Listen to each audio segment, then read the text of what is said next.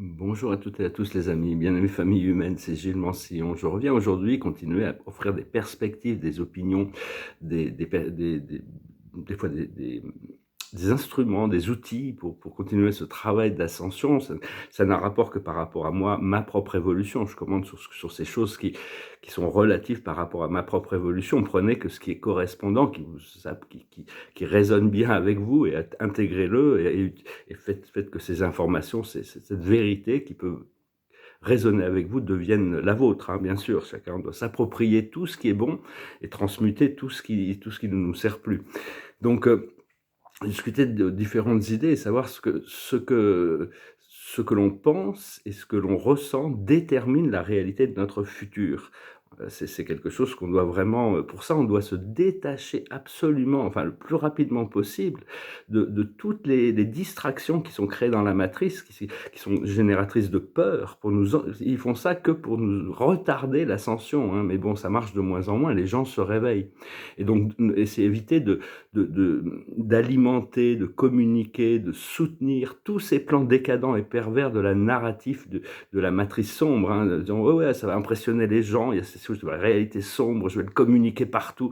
Mais si c'est pour générer de la peur chez les gens, ils vont venir, cette information va venir dans leur conscience quand ils seront prêts, hein. Donc vraiment, j'arrive vraiment à un nouveau challenge, c'est vraiment d'être complètement indépendant émotionnellement, neutralité, à plus avoir d'opinion sur les choses, ne plus juger les situations et les gens du tout. C'est-à-dire, c'est pas évident parce que tout en gardant la lucidité, la lucidité, et donc devenir serein pour arriver à continuer à faire le travail derrière la scène, mais sur le devant de la scène, vraiment mettre des gants. C'est-à-dire de ne pas brusquer les choses, de laisser le plan divin se dérouler naturellement. Et donc, ce qu'il faut comprendre, après ça, il y a des gens qui ne sont pas d'accord avec moi, on peut être d'accord, ne pas être d'accord, mais c'est que toutes les pensées que l'on a, qu'ils soient imaginaires ou réelles, sont reçues dans le subconscient comme la réalité. C'est-à-dire que, et ils savent ça, hein, ils savent très bien que c'est comme ça qu'ils manipulent un peu l'opinion publique grâce à l'émotion, parce que c'est l'émotion qui, c'est, enfin bon, donc il faut faire attention de tout ce que l'on pense, tout ce que l'on imagine. L'imagination, par contre, c'est la voie pour communiquer avec le superconscient. Si on ne recherche pas les choses spirituelles, elles vont pas venir toutes seules, hein. On va continuer dans des procédés mentaux qui sont répétitifs. Et donc, parce que parce que oui, le subconscient enregistre toutes les pensées, toutes les expériences à une valeur égale. Ceux qui ont fait de l'hypnose savent très bien que quand on fait de l'hypnose, on connecte au subconscient collectif et tout devient réel, hein, même l'imaginaire. Donc, par contre, on doit continuer à communiquer de plus en plus. Au plus on équilibre nos énergies, au plus on peut communiquer avec notre superconscient. C'est-à-dire, notre moi supérieur, c'est-à-dire on a l'esprit droit qui est l'intuitif, qui est infus de l'énergie de la mère divine, et on a l'esprit gauche, le cerveau gauche qui est logique et qui est induit de la force du Père divin, du Père de notre univers. Et donc, ça représente tout ce qui est l'intuitif, et le logique fait partie de notre conscient. Éventuellement, dans le futur, une fois qu'on aura ascensionné, ce mot mental et émotionnel deviendront un seul mot. Les mentales, les mentales et l'émotionnel seront fusionnés, hein. Et donc, parce qu'on doit chercher l'harmonie entre le mental et l'émotionnel, c'est-à-dire l'état de grâce. Dans ce qui était notre état originel, hein. Mais petit à petit, on a dégraissé de cet amour inconditionnel pour rentrer dans cet amour conditionnel, l'amour et la peur. Donc, c'est l'absence d'amour pur, hein, dans un sens, mais savoir que tout commence par notre corps éthérique.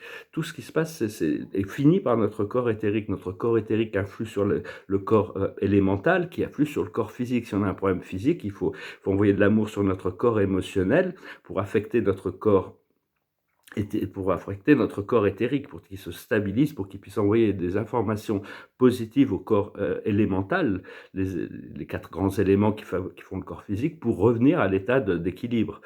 Et donc, et on doit toujours chercher à intégrer des niveaux de vérité supérieure. Mais pour ça, on doit toujours le filtrer à travers notre cœur pour savoir si ça résonne avec nous, si c'est quelque chose qui est bien pour notre plus haut bien. Dans les plans supérieurs, ils ont l'œil de Dieu. C'est-à-dire, si on veut savoir que quelque chose passe, on a une idée, on le fait passer dans l'œil de Dieu, on voit exactement les aboutissants. Et pour ça, il y a un exercice qui peut être utile. Vous entrez dans une méditation et vous invoquez l'œil de Dieu. Cassiopeia, c'est un grand Elohim. Cassiopeia, c'est aussi une constellation que nous on a devant ici. Hier, j'ai pu voir les Pléiades aussi. On tourne autour de tout ce nuage stellaire des Pléiades. Et Cassiopeia, c'est l'origine aussi de la mère Terre. Enfin, je sais, à ma connaissance, les Titans, les dieux grecs viennent de cette constellation de Cassiopeia. Et donc Cassiopeia, c'est un Elohim, c'est l'œil de Dieu. Donc pour entrer dans cette méditation, vous visualisez, imaginez un grand soleil. Vous dites, bien-aimé présence je suis, bien-aimé Cassiopeia, je te remercie pour ta sagesse, ta guidance et de me montrer la vérité sur quelque chose. Donc vous imaginez ce grand soleil et tout d'un coup il y a un œil qui s'ouvre dans le soleil, c'est l'œil de Cassiopeia et vous lui posez votre question. Et vous voyez la réflexion, le miroir qui peut revenir de cet échange et vous la remerciez. Et donc, et puis après, vous avez une réponse, quand on est ouvert vraiment à recevoir une réponse. Mais bon, il ne faut pas s'attendre à avoir la réponse que l'on attend. Il faut poser une question et lâcher prise. Et après, la réponse vient quand c'est le moment. On reconnecte de plus en plus au point d'immobilité de la création, le moment de Dieu. Hein. C'est comme ça qu'on arrive à cette maîtrise de nous-mêmes, petit à petit. Et enfin, l'imagination, c'est vraiment la clé de l'accès à l'esprit super conscient. Après ça, une fois qu'on pourra il y a toutes les informations de l'univers sont enregistrées dans l'esprit cosmique. L'esprit cosmique de Dieu sait tout et tout est fait à partir de là. Donc on a besoin de se désengager du subconscient pour arriver à connecter avec notre superconscient. Pour ça, on doit guérir le passé, sculpter le futur.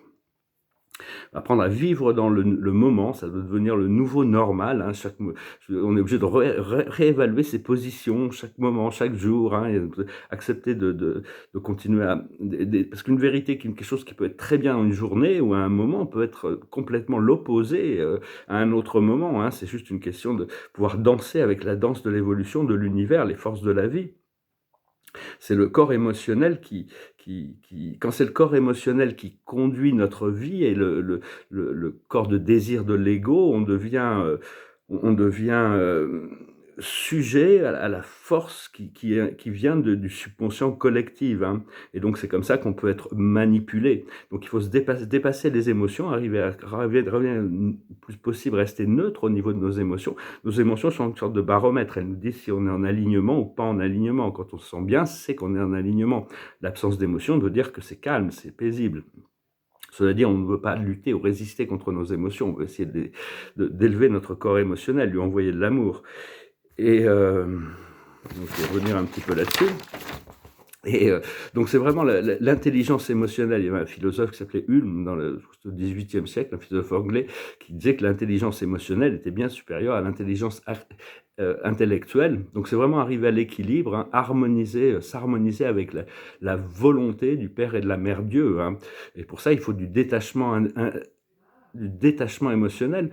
Et donc parce qu'on doit pouvoir retirer de l'amour, de l'esprit qui est à l'intérieur de nous pour le communiquer à notre corps émotionnel, pour arriver à guérir toutes ces choses du passé et continuer à créer un futur qui est correspondant à quelque chose que l'on a envie de vivre. Mais pour ça, il faut arrêter de regarder à l'extérieur de nous pour la validation, hein, pour se valider par rapport à l'extérieur de nous. Sinon, on est sujet à des hauts et des bas émotionnellement de la 3e et de la 4e dimension. Au plus on se cherche cette validation à l'intérieur, au plus on va pouvoir s'élever, au moins on sera affecté par des hauts et des bas émotionnels. Ça vient toujours du miroir extérieur de la vie. Donc il faut aussi apprendre à profiter des présences angéliques qui sont partout, hein, pour arriver à nous donner de la force. Et ces forces sont toujours capables de nous aider dans tout ce que l'on a besoin de faire, extérieurement, hein, dans le monde physique. Donc on a besoin d'apprendre ça. Il faut aussi apprendre à utiliser notre pyramide de monde, pyramide de lumière dans la 5e dimension. Ça dépasse toutes les distorsions de la 3e et la 4e dimension. Sachez que vous avez une pyramide de cristal et vous pouvez apprendre à projeter votre conscience régulièrement là-bas. C'est comme si vous aviez un bureau dans la 5e dimension où vous faites tout le travail. Vous pouvez communiquer avec le Créateur, avec vos guides, avec les archanges, avec tout le monde. Et il n'y a aucune interférence là-haut. Hein. Donc, et puis après ça, on arrive à tirer la lumière de notre pyramide de monde, et que la pyramide de cristal est connectée à des plus on s'élève, au plus elle s'élève, mais déjà dans la 5e dimension, attirer l'énergie des villes de lumière, villes célestes qui sont au-dessus des grandes villes. Moi, ça fait très longtemps que je travaille surtout avec celles au-dessus de Paris. Éventuellement, ces villes de lumière vont fusionner avec le monde matériel, hein, quand ça sera prêt. Et donc, c'est vraiment une association, un partnership avec l'esprit, hein, qui est partout et dans tout ce que l'on fait.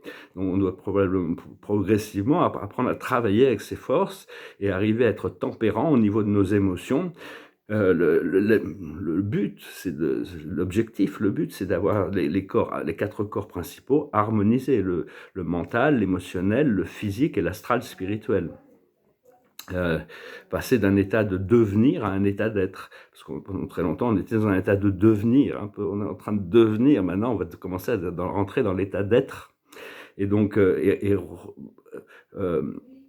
déconstruire le procédé qu'on avait construit pour créer ce corps physique, hein, qui est pour garder notre esprit. On a construit ce corps physique, hein, maintenant on doit revenir dans une forme beaucoup plus éthérique, hein, la demeure de l'amour, la maison de la lumière. Et donc petit à petit, on est en train de clarifier plein de choses à l'intérieur de nous, tous ces chakras, tous ces centres d'énergie. On a 550, plus de 500 centres d'énergie dans notre corps physique et notre corps astral. Ils ne sont pas tous activés, mais déjà travailler avec les centres psychiques principaux du corps de lumière. Mais enfin, ça prendra un peu du temps. Ce qu'il y a, c'est qu'au plus on travaille avec l'esprit, au plus on peut accélérer le procédé, hein. Donc c'est vraiment, au plus notre esprit mental est en paix, au plus la joie peut ressortir du cœur, hein. Donc voilà, je venais communiquer sur quelques idées. Je vais aussi discuter de 2-3. Moi ici, moi ça fait très longtemps que je sais que je suis un gardien. Je suis un gardien. Qu'est-ce que je garde? Je suis un gardien d'une vision. C'est un petit peu ce que. Mais bon, maintenant je suis devenu aussi un messager quand même. Je sais pas, c'est juste des messages que je communique. Je voulais aussi vous remercier, hein, pour tout votre soutien, parce que s'il n'y avait pas eu ce soutien, j'aurais jamais pu continuer cette chaîne, hein, sans vous. Et donc on est tous ensemble de toute manière en train de créer. Enfin ici sur YouTube, je vous remercie infiniment. Je vous remercie de vous abonner, de souscrire, d'aimer, de partager. Et donc, je vais peut-être ouvrir une chaîne sur Telegram en français, peut-être une en anglais. Je vais aussi je vais certainement devoir aller rentrer sur la scène pour travailler avec toutes sortes d'acteurs, hein. Donc il va vraiment falloir quelle que soit leur croyance ou quelle que soit leur politique et tout ça, donc il faut que mon exercice, c'est de travailler cette neutralité divine et tout en restant lucide, hein, quand même. Et continuer à faire de la résistance passive sur toutes ces choses de l'extérieur, mais ne pas résister à ce qui se passe à l'intérieur. C'est vraiment l'esprit circulaire, hein, pas de jugement, pas de critique, et laisser le plan de Dieu se dérouler. Quand on est instrumental, on est co-créateur, mais bon, il y a tout un plan supérieur qui est absolument parfait. Le but, c'est de pouvoir profiter de la vie, s'amuser, redevenir très joyeux par rapport à toutes les expériences de la vie,